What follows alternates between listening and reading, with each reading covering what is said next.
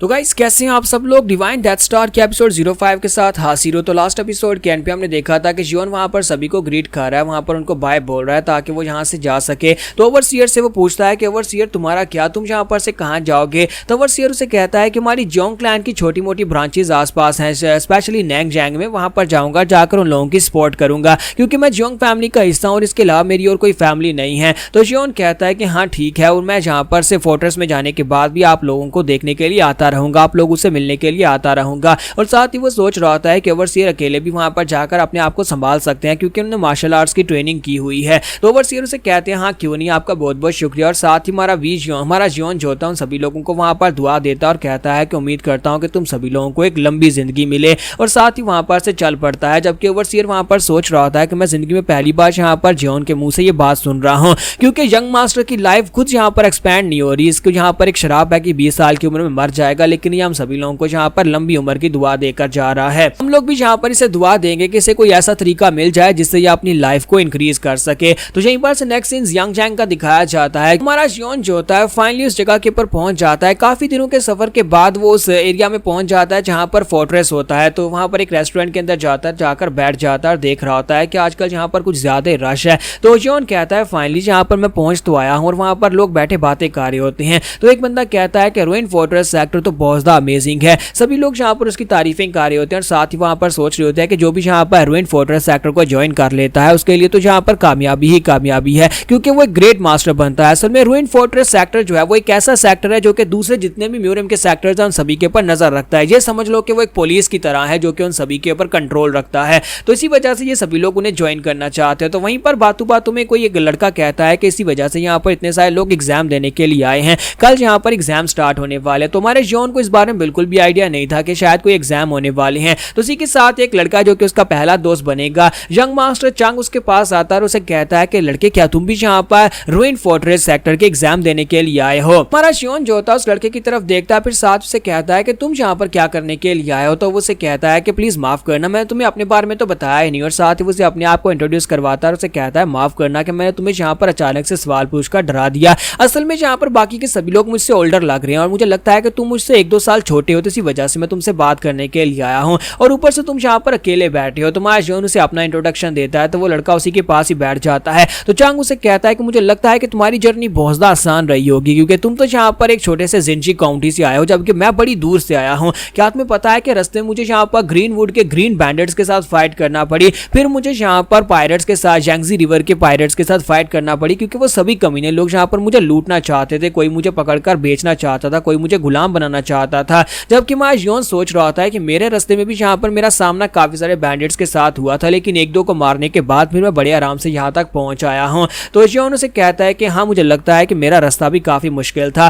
फिर साथ ही हमारा चंग जो होता है उसे कहता है कि क्या तुम मेरे साथ दोस्ती करना चाहोगे, हम दोनों यहाँ पर आपस में एग्जाम की इंफॉर्मेशन को शेयर कर सकते हैं जिससे हम दोनों को फायदा होगा। तो जियोन कहता है कि क्या वाकई में कोई एग्जाम होने वाला है। तो चंग कहता है कि क्या तुम्हें एग्जाम के बारे में नहीं पता और तुम यहाँ पर आकर बैठे हुए हो, एग्जाम देने वाले हो, क्या वाकई में तुम्हें एग्जाम के बारे में कुछ नहीं पता। तो चंग उसे कहता है कि मैं तुम्हें बताता हूँ कि एग्जाम क्या है। रूइन फोर्ट्रेस सेक्टर वालों ने इस बार यहाँ पर एक एग्जाम को अनाउंस किया है जिसमें से हम लोग एग्जाम को पास करके रूइन फोर्ट्रेस सेक्टर का हिस्सा बन सकते हैं। हमें बस यहाँ पर कुछ टेस्ट देने होंगे। तो जियोन कहता है कि इसी वजह से यहाँ पर इतने सारे लोग जमा है क्योंकि मुझे यहाँ पर कुछ ज्यादा रश दिखाई दे रहा है। तो उसे कहता है हाँ बहुत सारे लोग यहाँ पर आए हैं, तुम्हें अच्छी तरह से पता होगा कि रूइन फोर्ट्रेस सेक्टर को ज्वाइन करने से क्या मिलेगा। हमें यहाँ पर बहुत सारा पैसा मिलेगा, बहुत सारी फेम मिलेगी और हमारा नाम मिलेगा, हम लोग ब्यूरो में बहुत ज्यादा फेमस हो जाएंगे। इस वजह से तो बहुत सारी प्रेस्टिजियस फैमिलीज के लोग भी यहाँ पर आए हैं, बड़ी बड़ी फैमिलीज के यंग मास्टर भी यहाँ पर आए हैं इस एग्जाम को देने के लिए। तो जियोन उसे कहता है और तुम भी यहाँ पर एग्जाम देने के लिए आए हो। तो वो कहता है हाँ मैं भी यहाँ पर एग्जाम देने के लिए आया हूँ। और यहाँ पर किस लिए आया हूँगा।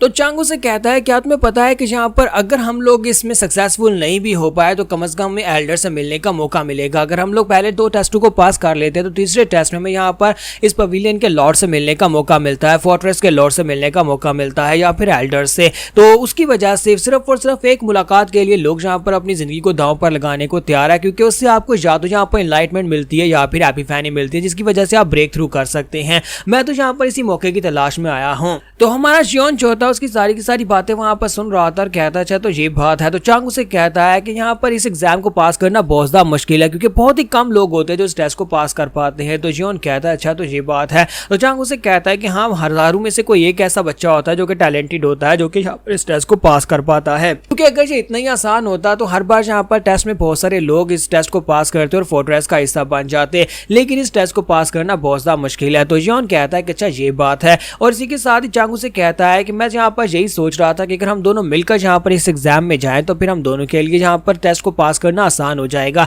दोनों एक दूसरे का साथ देंगे। तो जियोन कहता है हाँ क्यों नहीं। तो चांग काफी हैरान होता है कि ये लड़का ज्यादा बातचीत नहीं कर रहा। फिर साथ ही उसे कहता है कि चलो ठीक है कोई बात नहीं, मैं यहाँ पर तुम्हारे साथ ही बात कर लेता हूँ। साथ ही वहां पर उससे और भी बातें करता है, यानी वो ढेरों सारी बातें करता है, जबकि माँ जियोन जो होता है उसकी कुछ ही बातों को सुन रहा होता है और बाकी सभी को इग्नोर कर देता है। और साथ ही जियोन सोच रहा होता है कि तो अच्छी बात है कि मुझे अब यहाँ पर अपने मिटरनल रिलेशंस को यूज करना नहीं पड़ा, यानी कि मुझे अपने रिलेशनशिप के नाम पर इस सेक्टर के अंदर घुसने की जरूरत नहीं है, बल्कि मैं आसानी से टेस्ट को पास करके अंदर जा सकता हूँ। तो इसी के साथ अगले दिन का सीन दिखाते हैं जब यहाँ पर दिखाते हैं कि फोर्ट्रेस के बाहर झंडे लहरा रहे होते हैं और ये सभी बच्चे जो कि टेस्ट देने के लिए आए हैं वो लोग फोर्ट्रेस के बाहर पहुंच जाते हैं। तो मार्स जियोन कहता है तो फाइनली मैं यहाँ पर रुइन फोर्ट्रेस सेक्टर के बाहर हूँ, तो यही रुइन फोर्ट्रेस सेक्टर है, यहीं पर जाकर मुझे टेस्ट देना है। तो हमारे जियोन को वहां पर बैच मिलता है जो कि 13 नंबर होता है। तो चांग उसे कहता है तुम्हें तो 13 नंबर बैच मिला है। तो वो कहता है हाँ 13 नंबर मुझे मिला है। और वहां पर और भी बहुत सारे लोग होते हैं, उन सभी कंटेस्टेंट्स की तरफ देखता है तो सामने 2 एल्डर्स खड़े होते हैं। तो एल्डर जो होते हैं उन लोगों से कहता है कि तुम लोगों का पहला टेस्ट यहीं पर होने वाला है। सबसे पहले टेस्ट में अगर एल्डर तुम्हारे पास तुम्हारी नेम प्लेट ले लेते हैं, तुम्हारी नंबर प्लेट ले लेते हैं तो तुम टेस्ट को पास कर लोगे, लेकिन अगर वो तुम्हें तुम्हारी नंबर प्लेट वापस दे देते हैं और तुमसे प्लेट नहीं लेते तो तुम फेल हो जाओगे और तुम्हें यहाँ से वापस जाना होगा। तो इसी के साथ ही वो सोच रहे होते हैं कि यहाँ पर पहला टेस्ट तो ये हो गया, दूसरा क्या होगा। तो दूसरा टेस्ट एक डुअल मैच होता है। तो हमारा जियोन कहता है कि क्या हमें यहाँ पर डुअल करनी होगी और तीसरा मैच क्या होगा। तो वो लड़का उसे कहता है कि तीसरा मैच जो है वो यहाँ पर लॉर्ड के साथ 1-on-1 मीटिंग होने वाली है, जहाँ पर रुइन फोर्ट्रेस लॉर्ड जो है हमसे बात करेंगे और खुद यहाँ पर हमारा इंटरव्यू लेंगे। तो वो कहता है क्या वाकई में। तो वो कहता है हाँ वाकई में। और साथ ही उसे बताता है कि क्या तुम्हें पता है कि यहाँ की जो फोर्ट्रेस लॉर्ड है वो कितनी ज्यादा महान इंसान है, वो एक बहुत ही पावरफुल रेडिएंट है। इनसे बात करने के बाद हमें काफी कुछ हासिल हो सकता है, या तो हमें यहाँ का एक एल्डर बना लिया जाएगा, यानी कि हमें यहाँ का रिक्रूट कर लिया जाएगा, या फिर हमें एनलाइटमेंट मिल सकती है, यहाँ में निकाल दिया जाएगा। तो मार्स जियोन अपने हाथ में अपना नंबर प्लेट लेकर खड़ा होता है। तो एल्डर उन लोगों से कहता है तुम्हारा टेस्ट यहाँ पर स्टार्ट होता है। इस टेस्ट का नाम स्विफ्ट ब्लेड है। तुम सभी लोगों को यहाँ पर अपने ब्लेड को सिर्फ एक बार घुमाकर अपनी स्ट्राइक लगाकर हमें दिखाना होगा। अगर तुम लोग यहाँ पर मुझे इंप्रेस कर पाए, वो एल्डर कह रहा होता है कि अगर तुम लोग अपने ब्लेड की स्ट्राइक के साथ मुझे इंप्रेस कर पाए तो फिर मैं तुम्हारी नंबर प्लेट ले लूंगा और तुम लोग इस टेस्ट को पास कर लोगे। तो बताओ क्या तुम्हें से कौन यहाँ पर पहले आना चाहेगा। तो जैसे ही वहां पर कहा जाता है कौन पहले आएगा तो चांग कहता है पहले मैं आऊंगा। तो एल्डर उसे कहते हैं हाँ ठीक है आ जाओ। तो उसी के साथ ही हमारा चांग जो होता है वो जियोन से कहता है कि बेस्ट ऑफ लक, मैं यहाँ पर अपना बेस्ट करने वाला हूँ। और साथ ही वहां पर चला जाता है, जाकर एल्डर के सामने खड़ा हो जाता है, वहां पर जाकर अपनी तलवार निकालता है, जबकि मार्स जियोन भी वहां पर रेडी हो रहा होता है और कहता है कि अगली बारी मेरी होगी। मैं भी यहाँ पर देखना चाहता हूँ कि 1 स्ट्राइक में एल्डर को किस तरह से इंप्रेस किया जाता है। तो चंग वहां पर जाने के बाद अपने ओरा को रिलीज करता है और साथ ही वहां पर अपनी तलवार को घुमाने लगा है, क्योंकि उसके पास सिर्फ एक ही मौका है, एक ही बार तलवार को घुमाकर वहां पर एल्डर को इंप्रेस करना होगा। तो क्या चंग यहाँ पर टेस्ट को पास कर पाएगा और उसके बाद जियोन क्या अपने टेस्ट को पास कर पाएगा, ये हम लोग नेक्स्ट एपिसोड में देख पाएंगे।